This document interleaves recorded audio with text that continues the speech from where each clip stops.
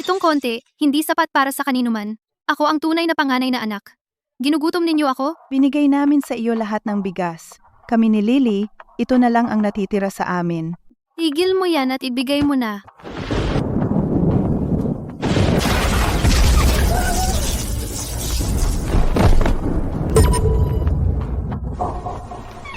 Oh, ano na naman ito? Nag-aalboroto na naman si Chloe. Bakit sobrang sakit ng ulo ko? Hindi ba ako nagpuyat sa project? Ano?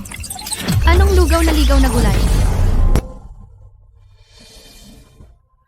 Susan, ano ang ginagawa mo rito? Ano pa nga ba? Malaki ang kulang mo sa butil ngayong buwan, kaya kami na mismo ang kumuha. Tyler, kunin mo ang mga gamit. Ano bang yan? Na-transmigrate ako sa isang libro. Anak ako ng isang itinapon na opisyal. Parehong pangalan. Parehong isla. Tyler.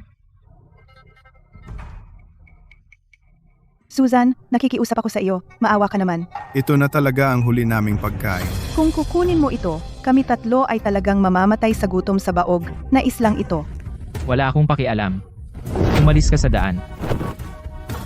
Ibaba mo yung pagkain. Ano? Sa amin na yan pag nasa kamay na namin. Huwag kang lalapit. Gamit ito ng pamilya ko. Ibaba mo yan. Sabi mo sa'yo na ba? Sabi ko, sa akin. Umalis ka. Lumabas ka.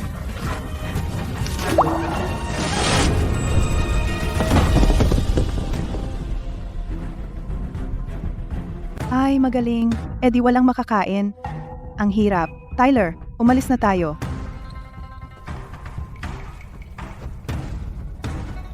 Wala na.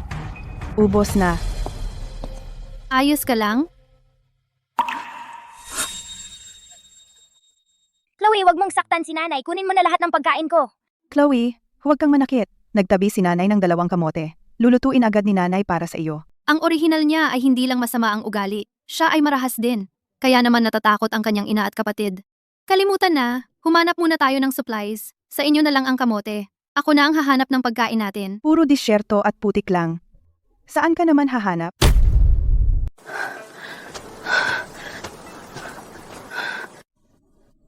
Aba, tingnan mo yan. Yung babaeng walang kwenta umalis na pala ng bahay. May milagro pa ba? Nahihingal na yan pagkatapos ng 2 hakbang. Hindi siya makakarating sa dalampasigan bago pa siya mahimatay. Narinig mo ba? Yung lawa sa kanluran puno ng mga lotus flowers, ang lalaki ng mga dahon. Talaga? Sige, pumitas tayo ng ilan at patuyuin para maging pamaypay, para hindi tayo mainitan ngayong tag-init. Tama, yung mga dahon ng lotus, mas malaki pa sa mukha ko. Lotus flowers? Ang lotus ay may lotus roots. Ang lotus root ay may lotus seeds din. Puno ang lawa na ito ng isang buong lawang pagkain. Sabihin mo, nasaan ang mga lotus flowers? Ikaw, anong ginagawa mo? Huwag mo akong hawakan. Ano ang gusto mo? Wala kaming kinuha sa iyo? Wala akong masamang intensyon. Gusto ko lang malaman kung nasaan ang mga lotus flowers na binanggit mo. Saang daan ako pupunta para mahanap sila? Nandoon sila. Tingnan mo mismo. Nabaliw na ba talaga siya? Bakit makikipag-away para sa isang dahon ng lotus? Puro putik ang lawa na yan, at mabaho. Hayaan mo na siya kung gusto niya. Itim ang putik kaya mayaman sa organic matter. Ang mga lotus flowers ay lumalago. Tiyak na may lotus roots sa ilalim. Sa panahong ito ng taon, dapat ay ganap na lumaki na ang lotus roots. Makakain na natin ang mga ito kapag nahukay natin.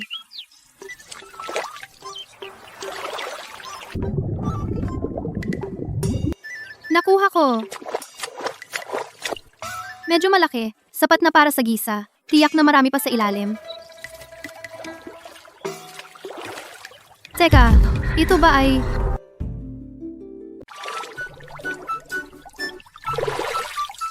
Diyos ko, may mga ulang dito.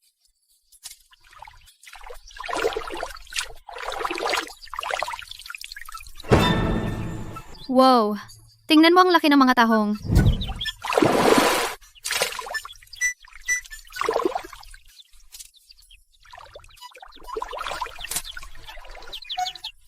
Okay, Sobra na yan. Umuwi na tayo at magluto.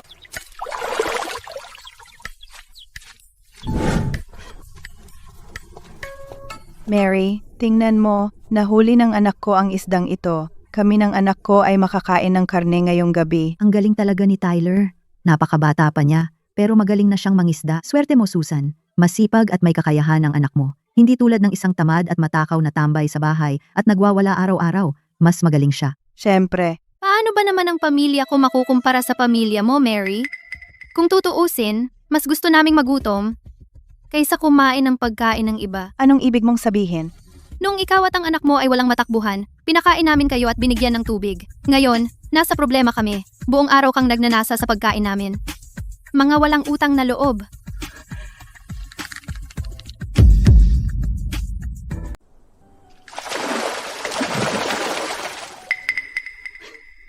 Akala ko may nahanap kang maganda. Pero, di ba mga ugat ng lotus na may putik yan at mabahong surot galing sa imburnal? Ganito ba kadesperado ang pamilya mo? Kakainin mo pa ba ang mga insekto? Kadiri, yung mga pulang surot gumagalaw pa at nakakadiri tignan. Kakainin mo yan? Kahit baboy, hindi kakain yan. Sabi ko sa'yo, para walang makapagsabi na walang utang na loob ako, bibigyan kita ng sabaw mamaya. Sapat na ba ito? Hindi na salamat. Chloe, kaya ba nating kainin ito? Mukha man itong insekto, pero malinis ang laman. Kapag nalinis na, mas masarap pa ito sa isda. Sige, pinagkakatiwalaan kita. Kung sasabihin mong pwede itong kainin, siguradong nakakain nga iyan. Makinig ka, Mary. Susunod ka ba talaga sa kanya? Kakainin mo ba yung tumutubo sa putik? Magkakasakit kayo at magtatae kayo hanggang mamatay. Tyler, ano pang hinihintay mo? Magsindi ka ng apoy at ilaga ang isda. Ipakita mo sa kanila kung ano ang hitsura ng tunay na pagkain.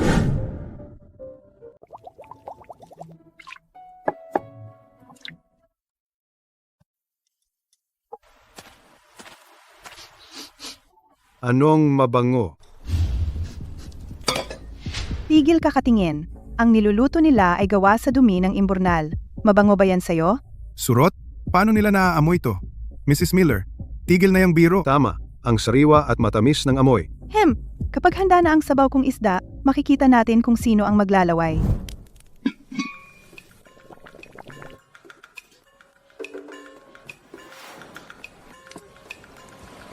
Ano yung pulang karne? Mukhang napakalambot.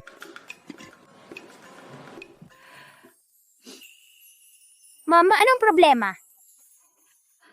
Ayos lang. Tara, kain na tayo. Anong tinititigan mo? Kain na.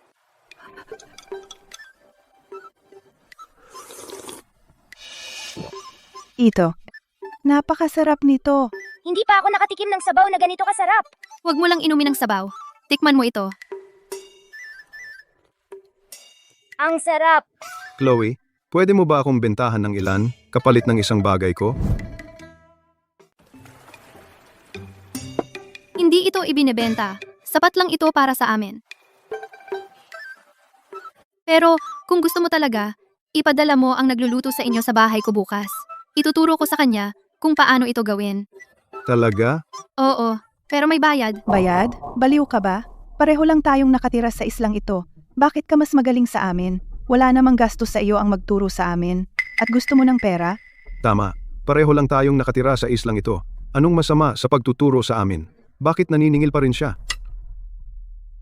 Mrs. Miller, kung hindi mo kinuha ang aming huling sako ng butil kahapon, hindi sana kaming tatlo muntik nang mamatay sa gutom. At hindi ako maniningil sa lahat. Kaya pala, nagtataka ako kung bakit si Chloe, na laging tamad, ay lumabas para humanap ng pagkain. Nasaktan pa siya, ninakawan pala siya. Nakakadiri, lahat tayo ay mga tapon na magkakasamang naghihirap, tumanggi kang tumulong, at ninakaw mo pa ang pagkain nila. Ikaw, Takang sinungaling. Hindi namin iyon ninakaw. Sa amin iyon nararapat. May utang ang pamilya mo sa amin. Ma, nasusunog. Nasusunog ang isda. Isda ko. Chloe, magkano ang singil mo sa pagtuturo? konti lang. Kahit anong kaya mong ibigay. Isang corn cake, isang dakot na kanin, ilang gulay, o kahit isang pirasong panggatong. Basta may pumunta sa inyo, tuturuan ko siya. Talaga? Kahit ano?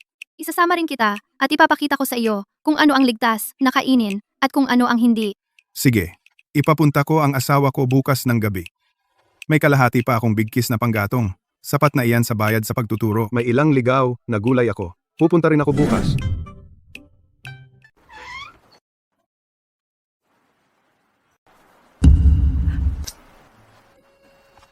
Chloe, gising ka na.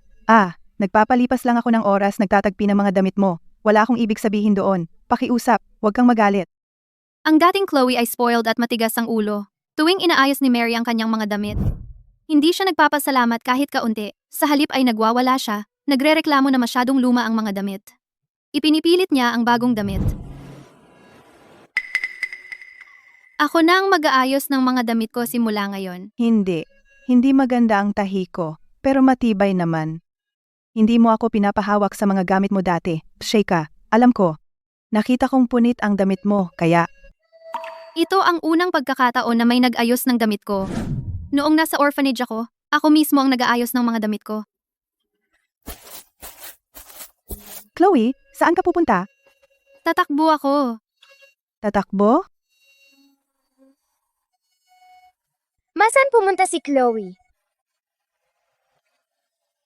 Sabi niya, tatakbo daw siya. Anong ibig sabihin nun? Hindi ko rin alam. Pero, Lily, napansin mo ba na si Chloe ay parang ibang tao na?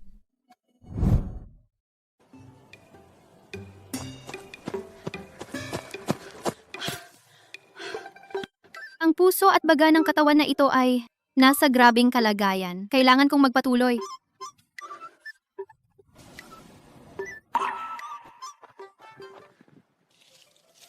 Ang mga ito ay ligaw na raspberry at isang ganito kalaking kumpol, ibig sabihin, maganda ang lupa at tubig sa paligid. Kung malawak ang mga ugat, maaaring may isa pang kumpol sa malapit.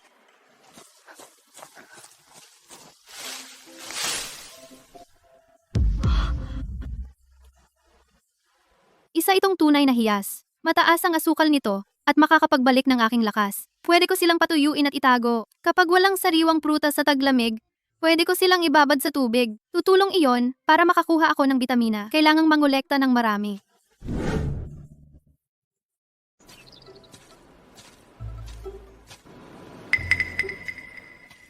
Chloe, ano to? Raspberry na ligaw. Matatamis. Subukan mo.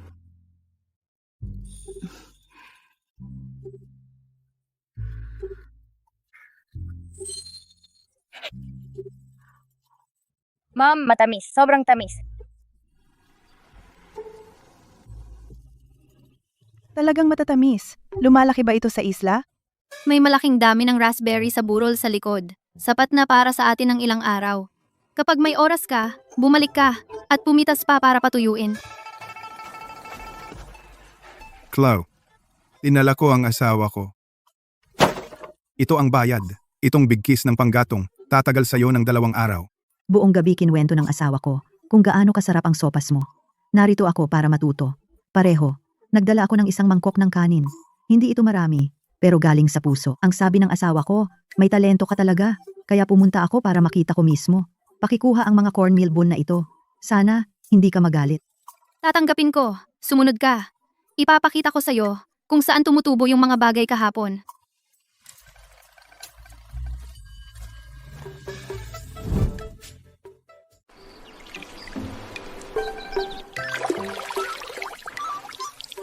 Ito ang tinatawag na lotus root at tumutubo ito sa putik. Baka mukhang marumi, pero maputi kapag nahugasan. At kapag binalatan, pwedeng kainin ng hilaw, igisa, o ilagay sa sopas. Wow! Talaga bang nakakain itong puti? Opo, at nakakabusog po. Marami pa po sa ilalim. Sundan lang po ang mga ugat at damhin po sa ilalim. Nakahanap ako. Malaman at bilog ito. Nakahanap din ako. Ang haba naman nito. Hindi ba iyon stink bug? Hindi po stink bug iyon. Crayfish po ang tawag diyan. Panoorin po ninyo ang aking paghahanda at kapag niluto ninyo sa bahay, makikita ninyo.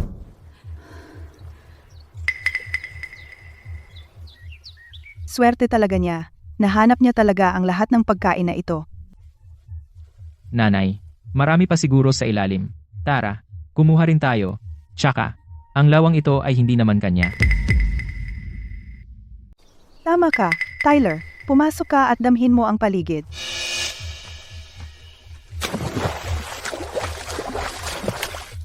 Ano ito? Lotus roots. Tyler, anong ginagawa mo? Susan, Napakawalang hiya mo. Sa iyo ba ito? Bakit ikaw pwedeng umani, pero ako hindi? Eksakto. Lahat ng nasa isla na walang tumutubo ay pagmamay-ari ng sinumang makakuha nito. Kayo ang mga tangang nagbayad. hindi ganyan ang paraan. Ang mga lotus roots na ito at crayfish ay narito taon-taon. Bakit walang kumain yan o nangolekta? Si Chloe ang nakaisip niyan. Tinuruan niya kami kung ano ang nakakain at kung paano ito lutuin. Ganyan namin natutunan na masarap ang mga ito. Wala sa inyo ang nagbayad para sa aralin. Tapos kayo ang dumating para anihin ang bunga. Saan sa mundo ka nakakakuha ng ganyang kasweet na deal? Eksakto, pinagtawanan mo pa si Chloe dahil nangangalakal siya at kumakain ng mabahong insekto. Ngayong alam mong pagkain ito, pumunta ka para nakawin ito. Wala kang hiya. Chloe, kahit anong mangyari, pamilya tayo. Palagi kang sumasama sa mga tagalabas. Sa halip na sa sarili mong pamilya. Ano yon? Tinatawag mo kaming pamilya, pero kahapon, tinuya mo kami. Sabi mo karapat dapat kaming magutom. Bakit di mo naisip ang pamilya? Ang isang disenteng tao may konsensya. Pero ang tulad mo ay naglakas loob pa ring sabihin na pamilya siya. Nakakatawa yan. Tara na, Tyler. Huwag tayong pumantay sa kanila. Ma, bibitawan na lang natin to. Hayaan? Sinasarili ni Chloe ang lawa. Hindi papayag ang gobernador dyan.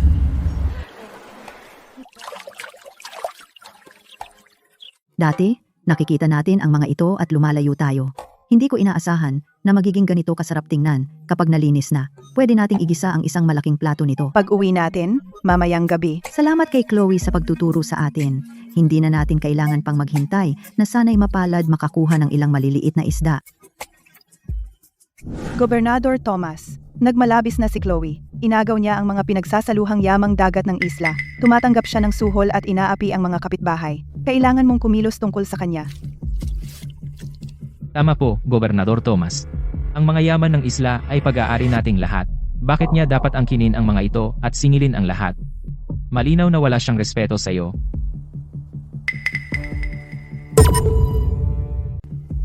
Chloe, inakusahan ka ng pagnanakaw ng pondo ng bayan. Aaminin mo ba ang iyong kasalanan?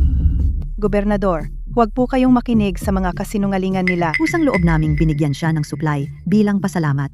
Hindi ito katulad ng sinabi ni Susan at ng iba. Anong ibig mong sabihin? Kusang loob.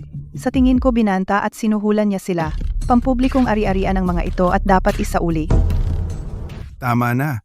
Pampublikong ari-arian ay pampublikong ari-arian. Wala nang argumento. Naihain na ang ulat. Hindi ito basta-basta. Lahat ng pampublikong pagkaing itinago niya ay kukumpiskahin. Ilalagay ito sa pangangalaga ni Susan para sa sentral na pamamahagi. Mayroon pa. Ilegal na kinuha ni Chloe ang mga supply na nakakagambala sa kaayusan sa Islang Baog. Makakatanggap siya ng 50 latay at ikukulong ng 1 buwan. Hindi siya pwedeng lumapit sa tubig para mangalap.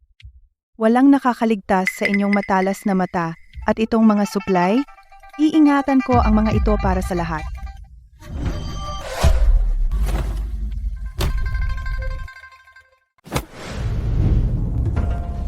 Anong ginagawa mo? Inutos ni Gobernador Black na kumpiskahin ito. Paano mo kaming pinigilan? Gobernador, talagang kailangang kumpiskahin ang mga kalakal na ito. Pero kahit walang mapapala ang lahat dito, pinaghirapan pa rin nila ito. Lagi kang patas. Kumpiskahin ang ilan at ipamahagi ang natitira batay sa pagsisikap. Ano sa tingin mo? Tama. Hayaan si Susan ang humawak. Mas masahol pa iyon kaysa kunin ko ito para sa sarili ko. Ang pamamahagi ng ilan ay makakapagpanalo ng loob. Wala akong gagastusin. Tama si Chloe. Kung ipamahagi mo ito, tatanggapin namin ang desisyon. Sige, hahatiin natin ito batay sa pagsisikap. Gobernador, pero pumayag tayong kumpiskahin lahat ito. Bakit ngayon mo lang binago sa gantimpalang batay sa pagsisikap? Susan, galing mo naman, ikaw pa. Iisipin ng iba, ikaw ang may kontrol. Pwedeng ipamahagi ng gobernador ito kahit anong gusto niya. Sino ka para makialam? Hindi pa ako nagsasalita, pero ikaw na. ang naguutos. Kunin at itala ang lahat ng seafood na ito. Ipamahagi ito batay sa kung gaano karaming trabaho ang ginawa ng bawat isa. Mamaya, ihahatid ito sa bawat bahay nang walang paboritismo.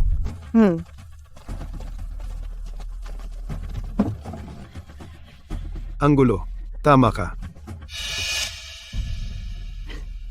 Hindi ba't nagkaroon ka lang ng swerte at nakahanap ng seafood? Ngayon, alam na ng lahat na may something sa tide pool na iyon. Wala nang nangangailangan sa iyo. Tingnan natin kung paano ka makakaya.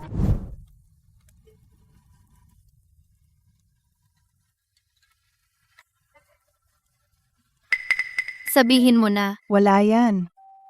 Sa tingin ko lang parang nagbago ka. immature ako noon at sarili ko lang ang inisip ko. Pinahirapan ko kayong lahat. Simula ngayon, sabay tayong magtatayo ng mas magandang buhay.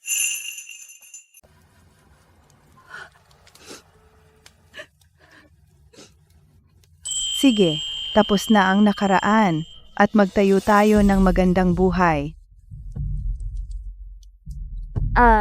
Gusto ko ring tulungan si Chloe. Pwede ba?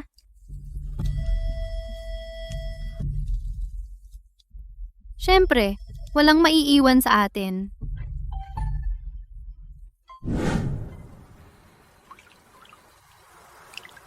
Ang magaspang na asin sa isla ay mapait at mapakla. Kapag sobra ang pagkain, mamamaga tayo. Kaya hindi natin ito pwedeng kainin ng matagal. Pero ngayon, napadpad tayo sa isang baog na isla. Saan tayo makakakuha ng purong pinong asin? Ang tubig dagat ay pinagmumulan ng asin. Bakit ko nakalimutan yon? Sa nakaraang buhay ko, nanalo ako ng award para sa ganitong proyekto. Subukan na natin. Chloe, dinala ko ang sako na hiningi mo. Salamat, Lily.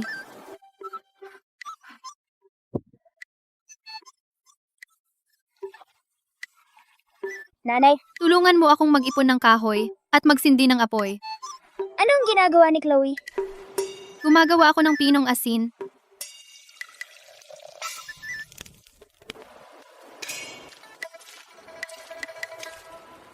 Chloe, anong ginagawa mo? Gumagawa ng pinong asin ng ate ko. Pinong asin? Pakuluan mo lang? At magiging pinong asin ang tubig dagat? Kalokohan. Kung ganoon kadali, bakit natin kakainin pa rin yung mapait, nakakadiring magaspang na asin? Tama. Halos hindi na kayang bumili ang pamilya namin ng magaspang na asin ngayon.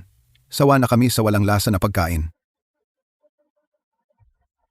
May mga tao talagang mahilig magpakitang gilas. Nakakuha siya ng ilang kasuklam-suklam na mga insekto. At ngayon akala niya alam na niya ang lahat. Tama. Kung kaya mong makakuha ng asin sa pagpapakulo lang yan, lulunukin ko ang buong kaldero.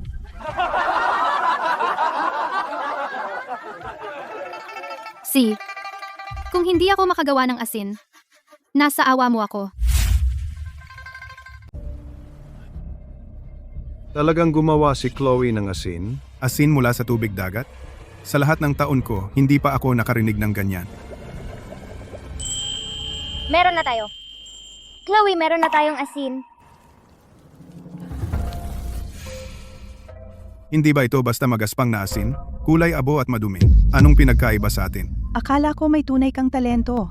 Para lang sa isang palayok ng magaspang na asin ang lahat ng iyan. Kahit sino ay kayang gawin to. Sinong nagsabing tapos na ako? Yan lang ang unang pakulo para makagawa ng pinong asin. Tunawin ang magaspang na asin sa malinis na tubig. Salain ang mga dumi, pakuluan muli, at sa ikatlong pagkakataon. Patuloy na salain, pagkatapos pakuluin hanggang matuyo. Saka lang tayo makakakuha ng malinis at pinong asin. Hindi ko ito maintindihan, pero may pakiramdam ako na si Chloe ay talagang makakagawa ng pinong asin.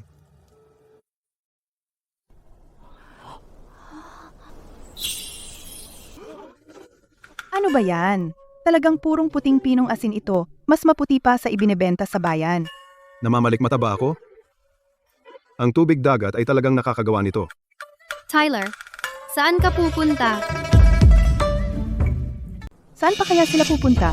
Nakita nila si Chloe na talagang gumawa ng magandang asin, kaya sinusubukan nilang tumakas. Sino bang tumatakbo? Pagod lang kami kakatayo. Tsaka, sino bang may alam kung nakakain ba to? Mukha lang itong asin. Paano kung niloloko lang niya kami? Para malaman kung nakakain, pwede subukan ng lahat at malalaman natin. Maalat, purong alat. Hindi mapait kahit kaunti. Talaga, hindi mapait o masangsang. Maalat lang. Magandang asin. Mas pino pa ito kaysa sa dati nating asin. Chloe, ang galing mo. Galing mo?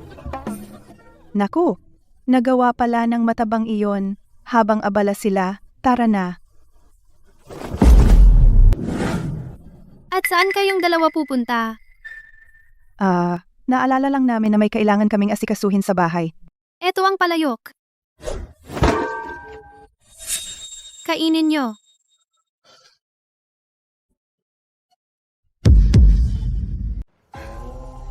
Kalimutan mo na. Hindi tulad ng iba. Hindi ako namimilit kapag tama ako. Kaya hindi mo na kailangang magtiis. Pero simula ngayon, araw-araw, kailangan mong maghakot ng 50 balde ng sariwang tubig sa bahay ko sa loob ng 1 buwan. 50 balde?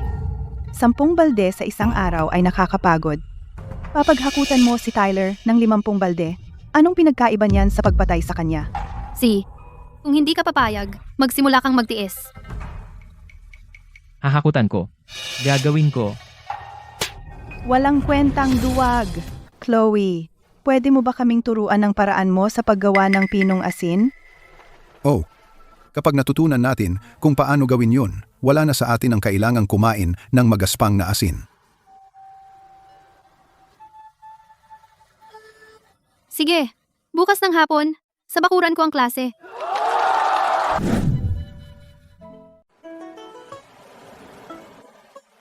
Salain ng tubig dagat. Gumamit ng 2 patong ng pinong linen. Pakuluan ng sinalang tubig. Pakuluan hanggang mabuo ang magaspang na asin.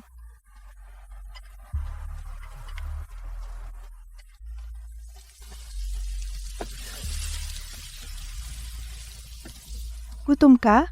Malapit na ito. Hindi ako gutom. Kakain tayo kapag tapos na si Chloe.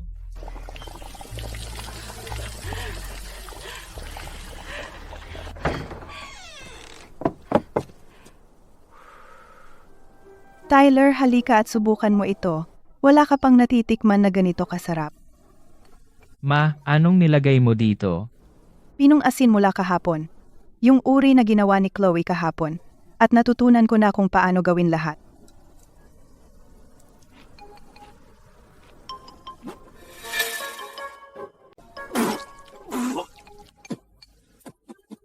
Bakit ang lasa nito napakamapait at mapakla at masakit sa lalamunan ko?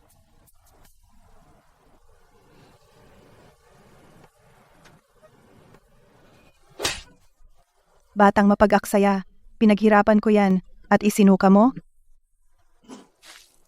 Ma, gaano karami asin ang nilagay mo dito para maging sobrang alat at may kakaiba ring lasa?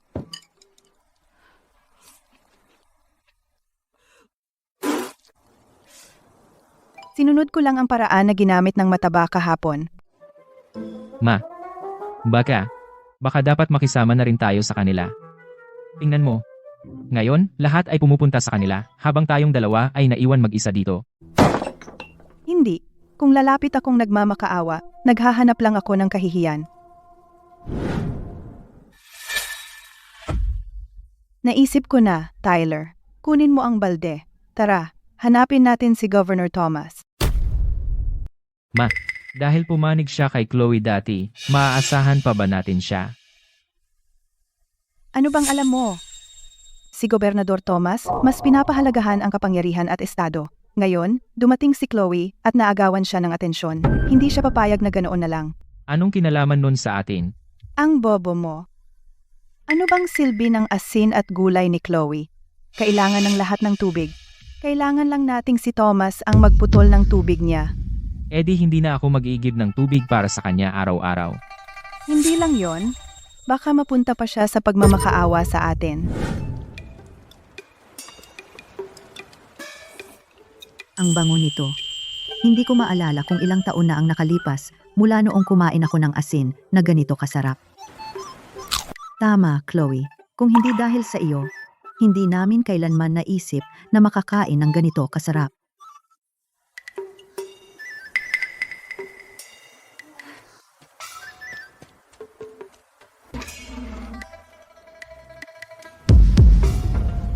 Ma, naubusan na tayo ng tubig. Ang galing ng memorya ko.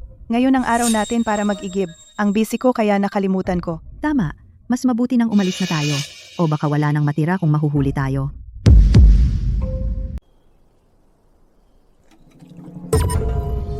Bakit kayo dalawa ngayon? Nasaan si Mr. Miller? May sakit siya. Pinalitan ni Governor Thomas si Tyler ng ilang araw.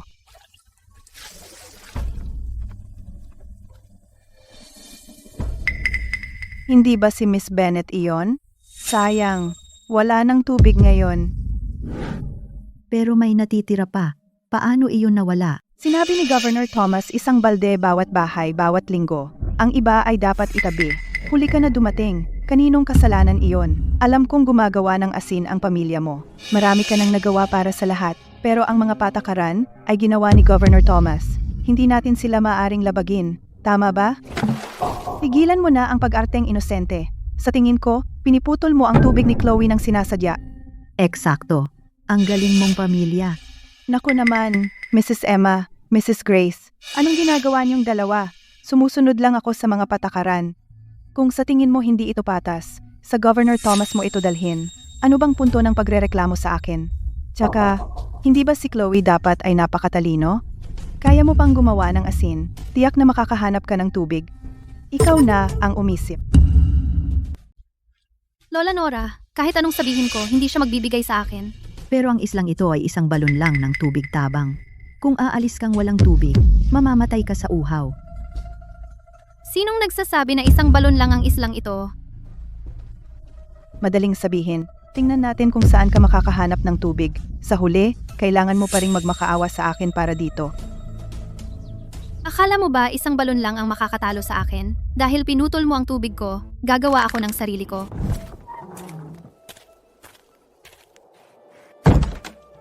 Chloe, anong nangyari? Bakit ka bumalik na walang dala? Binabantayan ang balon ngayon ni na Susan at Tyler. Tumanggi sila. Ayos lang. Hindi kami nauuhaw.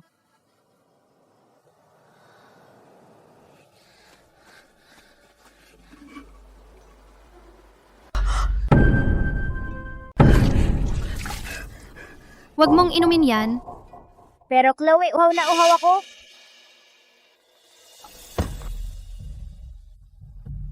Makakahanap ako ng paraan. Titiyakin kong makakakuha kayo ng tubig. Chloe, nagtabi kami ng tubig para sa'yo. Gamitin mo muna yan. Mrs. Grace, Mag-isa ako, kaya hindi ko kailangan ng maraming tubig. Hetong kalahating timba ng tubig muna.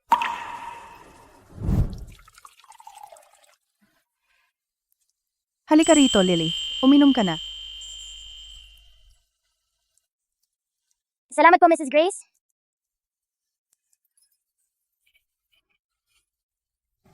salamat po. Huwag na kayong magpasalamat. Tinuruan ninyo kaming gumawa ng asin nang hindi kami siningil ng kahit piso. Tama, Chloe, maasahan ka. Panatag kaming sumunod sa'yo. May announcement din ako. Huhukay ako ng balon. Maghukay ng balon? Pero tungkol sa islang ito, si Gobernador Thomas ay nagpatawag na ng mga eksperto upang suriin ang bawat bahagi nito. Sabi nila walang sariwang tubig kahit saan. Tama. May iba nang sumubok maghanap ng tubig dati. Naghukay sila sa ilang lugar. Lahat ay tuyo na tuyo. Nabigo sila. Hindi ibig sabihin na di ko kaya. Malaking salita. Ang mga ugat ng tubig sa isla ay na-survey na ng mga eksperto. Wala nang iba pang pinagmumulan ng tubig sa ilalim ng lupa.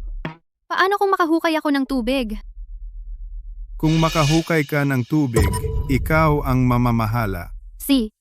Kung makahukay ako ng tubig, akin ang balon. Kung wala akong pahintulot, walang sino man ang pwedeng kumuha ng tubig. Kahit ikaw, gobernador. Sige, ibinibigay ko ang salita ko. Pirmahan mo ang kontrata para walang umatras sa huli.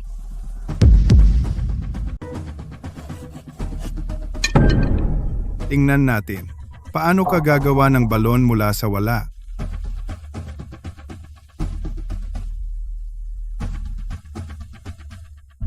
Abangan.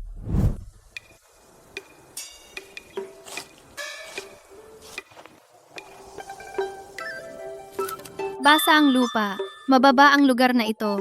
Ang mga halaman dito ay mas lumalago kaysa sa iba. Malapit na ang tubig sa ilalim.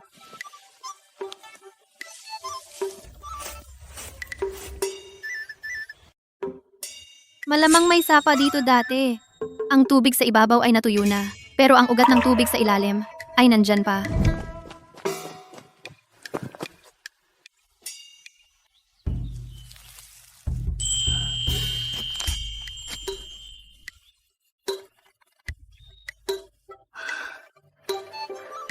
Nahanap ko.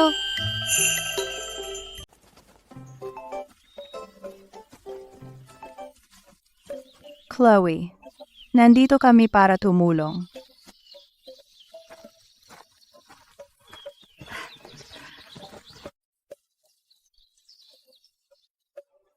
Bakit kayo nandito? Hindi mo ito kayang gawin mag-isa. Oo, ang paghuhukay ng balon ay nangangailangan ng maraming lakas at hindi mo ito kayang gawin ng mag-isa. Kapag nahukay na ang balon, malaya kayong kumuha ng tubig. Pumunta kayo araw-araw. Tama ka. Nandito ako araw-araw. Huwag kang magsawa sa akin. Huwag kang mag-alala. Di ako.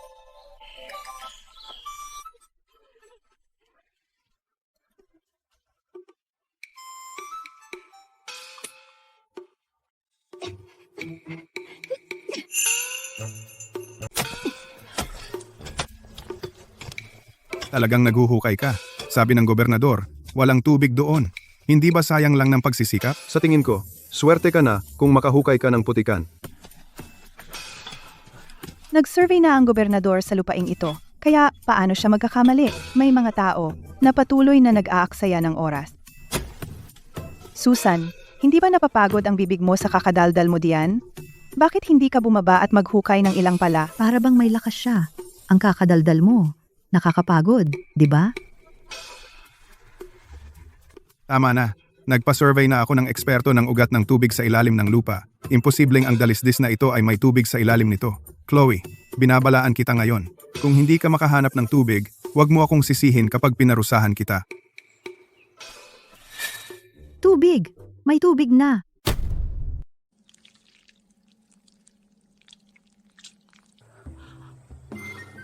Tubig! Tumama tayo sa tubig. Si Chloe, nakahanap talaga ng tubig. Nakikita ko ba talaga ito? Talagang may tubig sa ilalim. Imposible. Pero malinaw na sinabi ng eksperto na walang ugat ng tubig dito. Paano naman na isang batang sutil ay talagang nakahanap ng tubig? Itong konting tubig, hindi man lang sapat pang hugas ng mukha. Baka matuyo agad yan. Tama. Kahit may tubig, ano? Tingnan mo kung gaano ito kalabo. Puro putik. Tubig ba yan?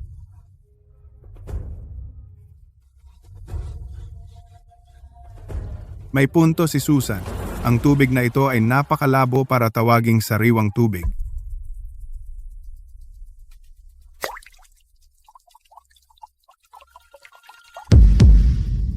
Hindi ako naghukay ng tubig. Ito ay tubig sa ilalim ng lupa. Kapag umagos na, hindi ito titigil. Anong balon ang may malinaw na tubig sa sandaling mahukay? Kapag na-install ko na ang filtration system, magiging ligtas na inuming tubig. Filtration system? Ano ba yan? Mukhang napakakaiba. Ano ang filtration system? Hindi ko pa yan narinig. Peke yan. Filtration system? Kalokohan. Sa tagal ko nang nabubuhay, hindi pa ako nakarinig ng ganyan. Ngayon natuklasan namin ang tubig tabang dito. Sa ilalim ng nakasulat na kasunduan na personal mong pinirmahan, ang lupa at balon na ito lahat ay pag-aari ko. Di ba? Sinong nagsabi? Ikaw ang naghukay ng balon na ito sa isla, kaya ito ay pampublikong ari-arian. Dapat itong kumpiskahin agad, para magamit ng lahat. Kausap ko si Mr. Bennett. Anong pakialam mo? Ikaw, Nakasulat na ito. Iyon na ang lugar na ito. Tumutupad ako sa aking pangako. Gobernador Thomas, binibigay mo talaga sa kanya, kaya lahat ay kukuha ng tubig mula sa kanyang balon. Sino pa ang pupunta sa ating pampublikong balon para magbayad? Gusto niyang gamitin ang balon na iyon para makuha ang pabor ng lahat. Kaya ako, gagawin kong magkasakit ang mga tao sa kanyang tubig.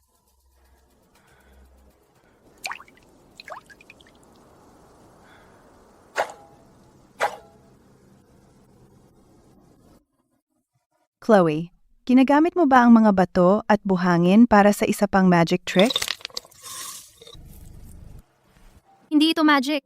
Maulap ang tubig dahil puno ito ng banlik at iba pang dumi. Hinaharang ng graba ang mas malalaking partikulo. Ang pinong buhangin naman ay sumasalo sa mas maliliit. Tapos, sinisipsip ng uling ang anumang amoy. Sa wakas, sinasala natin ito sa pamamagitan ng burlap. Kapag ang tubig ay tumagos sa bawat layer, magiging malinis ito. Kaya, ang sinasabi mo, ibinubuhos natin ang tubig sa itaas, at kapag lumabas ito sa ilalim, maiinom natin ito? Tama. Wow, parang pagsala ng harina. Bawat patong, ang magaspang ay nananatili, at ang pino ay bumababa. Chloe, paano ka naging napakatalino? Talagang naging malinaw. Kung magkakaroon tayo ng mas maraming sariwang tubig mula ngayon, baka makapagtanim pa tayo ng mga pananim. Tama. Pagsasaka. Bakit hindi ko naisip? Isla ito. May sikat ng araw at tubig. Ang lugar na ito ay halos ginawa para sa pagsasaka. Hindi ako makapaniwala na ngayon ko lang napagtanto. Malinaw, napakalinaw. Wala ni katiting na putik na makikita.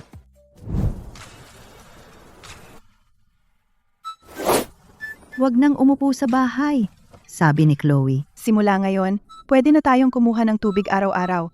Bawat bahay ay may makukuha. Bilisan nyo, lahat. Tea talaga? Araw-araw? Tara, tingnan mo mismo. Kumuha ng timba. Kung magtatagal kayo, mahaba ang pila.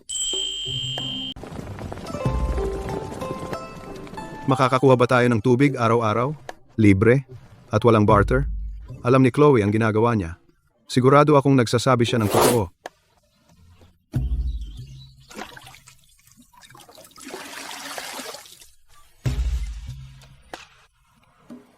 Bata, ano ang ibig sabihin ng mga numero sa papel na ito? Sabi po ni Chloe, mga number tag daw ito. Kapag may nakuha kayo na, pumunta kayo sa bakanting lote malapit at maghintay kayo doon, tatawagin kayo ni Chloe ng sunod-sunod para kumuha ng tubig. Ang galing ng pagkakaisip nito. Ang pagkuha ng tubig dati ay araw-araw na away at tulakan, kaguluhan. Hindi pa ito naging ganito kaayos.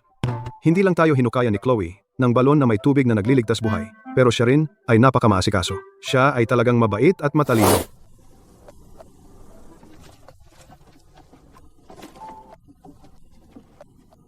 Nanay, mukhang papunta sila sa direksyong iyon. Alam ko, kahit sinong may mata, nakikita yan. Naghukay lang siya ng isang pangit na balon at ang mga taga-isla na ito ay sumisipsip lahat sa kanya, lahat kumakampi sa kanya. Hindi ako naniniwala na si Chloe ay mananatili sa tuktok magpakailanman. Tingnan mo na lang.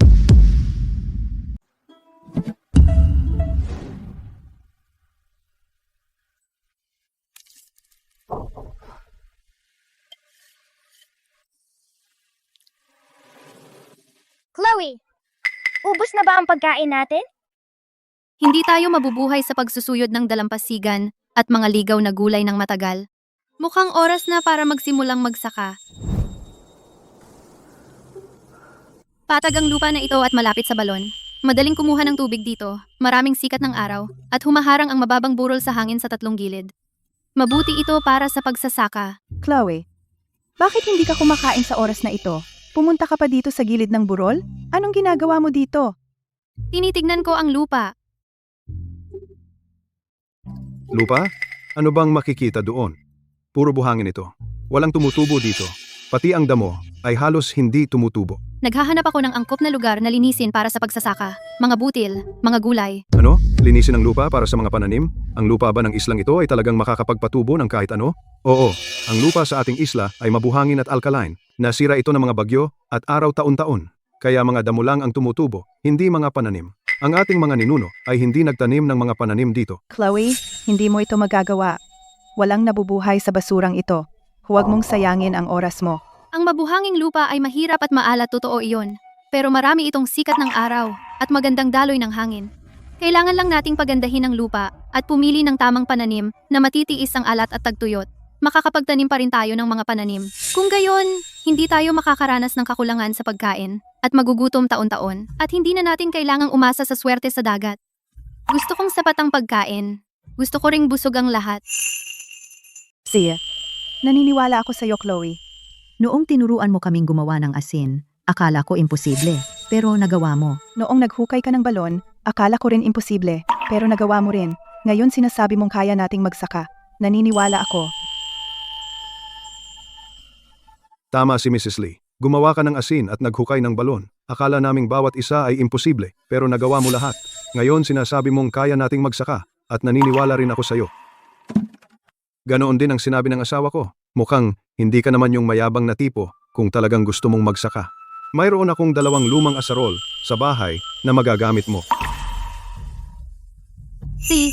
Sabay nating gawin. Ayos, napagkasunduan na. Turuan mo kaming magsaka at gagawin namin ang trabaho. Aba, ikaw na maliit na bastos. Paano mo naman naisip na maghawa ng lupa para magsaka?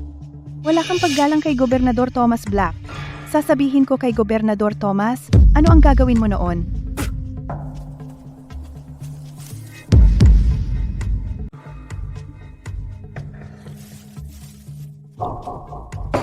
Bakit ka nandito ulit? Gobernador po, masamang balita po. Si Chloe, nasa baog na burol siya, hayagang nag-uudyok sa mga taga-nayon na sumama sa kanya sa paglilinis ng lupa para magtanim ng butil at gulay. Gulay? Eksakto. Sana nakita mo. Lahat ng tao sa nayon ay lubos na napaakit sa kanya, at lahat sila ay nag-aagawan na tulungan siyang maglinis ng lupa. Sa ganitong bilis, lahat ng tao sa isla ay malapit ng mahikayat ni Chloe, bawat isa sa kanila. Maaari kong balewalain ang pag-agaw niya sa balon at lupa para makuha ang kanilang katapatan, ngunit ngayon ay naglakas loob pa siya na samantalahin ang pampublikong ari-arian. Paunti ng paunti ang paggalang niya sa akin. Halika rito.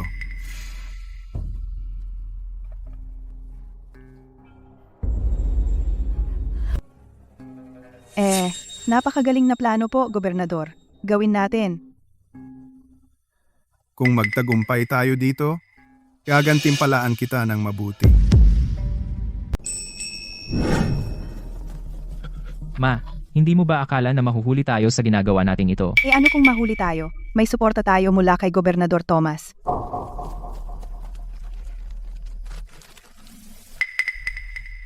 Hindi ba si Chloe ginagamit ang balon na ito para manalo sa lahat? Kapag nalaman ng lahat na hindi ligtas inumin ang tubig sa balon niya, tingnan natin kung sino ang lalapit sa kanya.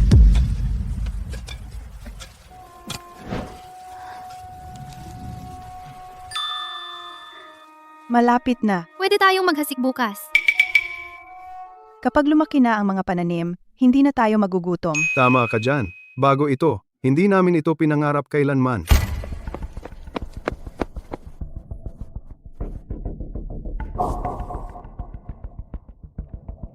Ang tubig sa balon! Ang tubig sa ating balon naging maulap. Amoy may kakaiba. Ano? Maulap ang tubig. Tingnan ko.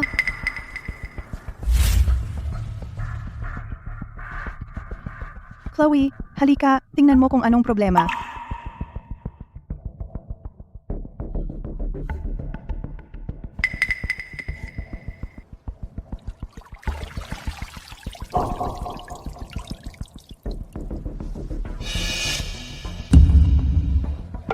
May nagtapon ng kung ano sa balon. Malinis at sariwa ang tubig. Paano ito naging ganito magdamag? Sino ang napakawalang puso at gumawa nito? Hindi tayo makainom ng tubig ngayon. Lahat, umuwi muna kayo. Aalamin ko kung ano ang gagawin sa tubig. Madali kang magsabi. Talagang nasira na ang tubig. Akala mo ba malilinis pa yan? Sa tingin ko, pinapahirapan mo lang ang sarili mo para magpanggap. Paano kung hindi mo ito malinis ng maayos? Ilalagay mo sa panganib ang buong baryo. Sino bang nakakaalam kung ano ang nahalo dyan? Paano kung nakakalason ito? Kung may mamatay dahil sa pag-inom nito, sino ang mananagot? Makatarungan niyan. Mukhang kahina-hinala ang tubig na ito. Oo nga eh. May mga matatanda at bata akong kamag-anak sa bahay. Kung may mangyari sa kanila pagkatapos nilang inumin iyan, huli na ang pagsisisi. Kung ako ang tatanungin mo, mas ligtas ang pampublikong balon. Rasyonado ito, pero kahit papaano, ligtas itong inumin. Yung mga nakakaalam ng totoo ay sasabihing nandito ka lang para manood ng gulo. Yung mga hindi alam, baka isipin ikaw mismo ang nagdumi ng tubig. Ikaw, tigilan mo ang walang basehang paratang. Akala mo lahat ng tao ay katulad mo, mababaw at mapaghiganti? Kailangan ko nang kumuha ng tubig. Wala akong panahon para sa mga kalokohan mo. Chloe? Huwag kang makinig sa kanila. Mananatili kami. Naniniwala kami sa iyo. Ngayon, Ipinapangako ko, bukas, lahat ng tao magkakaroon ng malinis na tubig na maiinom. Chloe, para saan yung mga winiwisik mo? Hindi ba yun magpapadumi pa? Abo ng halaman at uling. Dumidikit ang dumi sa abo at uling sa tubig. Nagkakumpol-kumpol at lumulubog sa ilalim. Pagkatapos, lilinaw ang tubig. Naiintindihan ko na. Hindi nawala ang dumi. Lumubog lang sa ilalim. Ipagpatuloy mo ang pag-aaral at malalaman mo ang lahat. Gusto ko, pero walang paaralan sa isla at walang guro. Hindi na kailangan maghintay ng paaralan o guro. Tuturuan kita. Chloe, tuturuan mo ako? Oo, simula bukas, tuturuan kitang magbasa at magmath.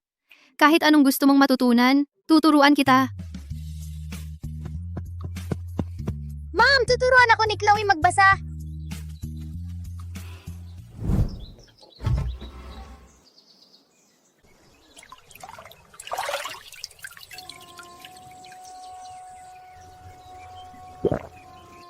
Tapos na. Ligtas ng inumin. Ang linis talaga. Ang galing ni Chloe. Kahapon, madumi ang tubig. At ngayon, luminaw na magdamag. Himala. Chloe, may caravan ng mga mangangalakal sa dalampasigan. Marami silang dala na bagong paninda. Gusto mong tumingin? Pupunta ako. Siyempre pupunta ako. ma'am. Yan ang karaban ng mga mangangalakal na dumarating isang beses sa isang buwan at may dala halos lahat ng bagay.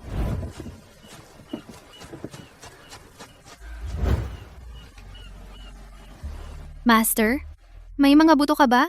Buto? Anong klase? Butong butil o butong gulay? Pareho. Millet, beans at buto ng gulay. At kung maaari, isang bagay na matibay sa tagtuyot at matibay sa asin. Marunong ka bang magsaka? Uwa.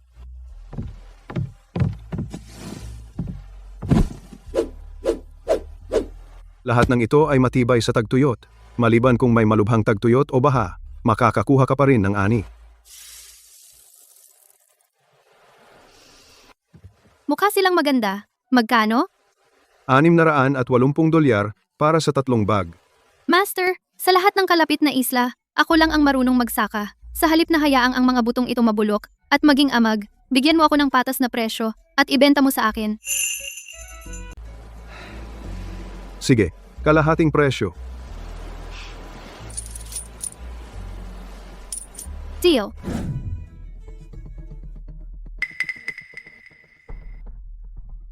Anong mga buto ang binili mo? Dawa? Matibay ito sa tagtuyot at alat. Perpekto para sa islang ito. Dagdag pa ang black beans at buto ng labanos. Mabilis silang tumubo. Sa tingin ko, sa loob ng isang buwan, pwede na silang kainin. Mababaw lang ang mga tudling. 1 pulgadang lalim ay sapat na. Ilagay ang mga buto. Takpan ng manipis na lupa. Dahan-dahang tapikin. Mag-iwan ng mababaw na kanal sa tabi nito para dumaloy ang tubig. Chloe, tama ba ito? Mukhang ayos. Diligan mo lang sila ng regular. Pagkatapos, ay hintaying magbunga ng magandang ani. Ano? Nagawa pa niyang linisin ang tubig ng balon? Hindi ba sinabi mo kahapon na hindi na maililigtas ang tubig? Hindi ko rin alam. Naglagay siya ng abong halaman at uling. Hinalo ito at biglang naging malinaw ang tubig. Gobernador, si Chloe ay talagang kakaiba. Kaya niyang makaisip ng solusyon sa kahit ano. Nasira mo ang balon. Hindi mo napigilan ang paghawa ng lupa. Anong silbi mo? Gobernador, may isa pa akong ideya. Huwag kalimutan, ang ama ni Chloe ay isang taksil na tumulong sa kaaway. Eksakto. Bilang anak ng isang itinakwil na opisyal, dapat siya ay nagbabago, ngunit siya ay naghahawa ng lupa para magtanim. Hindi ba halata na nagbabalak siya ng rebelyon? Kung gayon, dalhin si Chloe nang may bantay pabalik sa Kapitolyo para sa paglilitis. Gagantimpalaan ka ng Kapitolyo. Ikaw ay magiging isa sa mga pinakadakilang bayani nito. Huwag mag-alala. Kung gagana ito, kapag nakabalik na ako sa Kapitolyo, ilalagay ko ang islang ito ng buo sa ilalim ng iyong kontrol. Magiging maayos ka na habang buhay. Ibibigay ko sa iyo ang aking buong kooperasyon, Gobernador.